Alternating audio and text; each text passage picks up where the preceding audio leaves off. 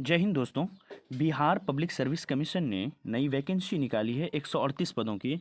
आइए उनके पूरी डिटेल्स के बारे में जानते हैं। क्या है वैकेंसी, कितने पोस्ट हैं, क्या लास्ट डेट है, क्या उम्र सीमा है, कौन कौन से लोग इस वैकेंसी को फिल कर सकते हैं, क्या एग्जामिनेशन प्रोसेस होगा, है ना। ये सारी चीज़ों को जानेंगे और किस तरह से हम लोगों को प्रिपरेशन करना चाहिए, सब कुछ जो है अगले 3-4 मिनट के अंदर में हम लोग जानेंगे। तो आइए जल्दी से पहले नोटिफिकेशन को डाउनलोड करते हैं। बीपीएससी ने 138 सहायक अंकेक्षक अधिकारी यानी असिस्टेंट ऑडिट ऑफिसर पोस्ट की वैकेंसी को निकाला है।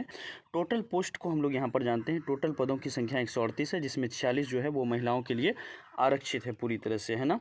उम्र सीमा की अगर बात करें तो उम्र सीमा 1/8/2020 तक आपकी न्यूनतम 21 वर्ष और मैक्सिमम 37 वर्ष। अगर आप 21 से 37 वर्ष के हो तो आप इस फॉर्म को पूरी तरह से फिल कर सकते हो। वहीं महिलाओं के लिए जो है ये मैक्सिमम उम्र 40 साल और अनुसूचित जाति एवं जनजाति के पुरुष और महिला दोनों के लिए जो है 42 ईयर्स तक 42 साल तक रखी गई है ना।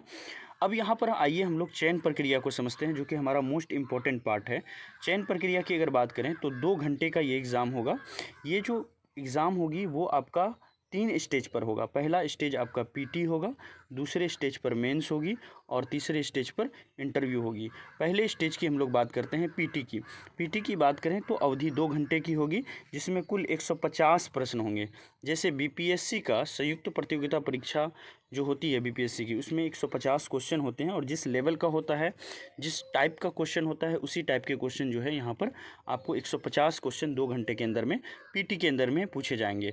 अगर आप पीटी पास कर लेते हैं तो आपको मेंस एग्ज़ाम के लिए बुलाया जाएगा और मेंस एग्ज़ाम का हम लोग पूरी तरह से सिलेबस देखते हैं।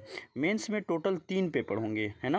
पहला पेपर होगा सामान्य हिंदी का, जो 3 घंटे का पेपर होगा और 100 नंबर यहाँ पर होंगे, है। और सामान्य अध्ययन के 2 पेपर होंगे, first paper and second paper. First paper 300 का होगा और सेकंड पेपर भी 300 का होगा। इसके अलावा कोई एक आप वैकल्पिक विषय ऑप्शनल सब्जेक्ट रख सकते हैं। ऑप्शनल सब्जेक्ट में सिर्फ एक पेपर पूछा जाएगा जो 300 मार्क्स का होगा और ऑप्शनल आपको इन्हीं चारों में से वाणिज्य, अर्थशास्त्र, गणित, सांख्यिकी, इन्हीं चारों में से ऑप्शनल आपको चूज करना पड़ेगा, है ना।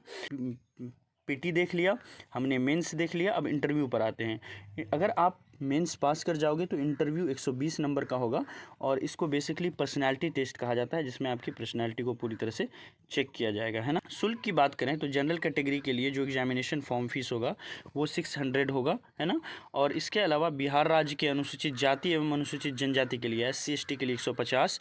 वहीं बिहार के जो अस्थायी निवासी रहे, अगर वो महिलाएँ हैं तो 150 रुपया उनको देना पड़ेगा।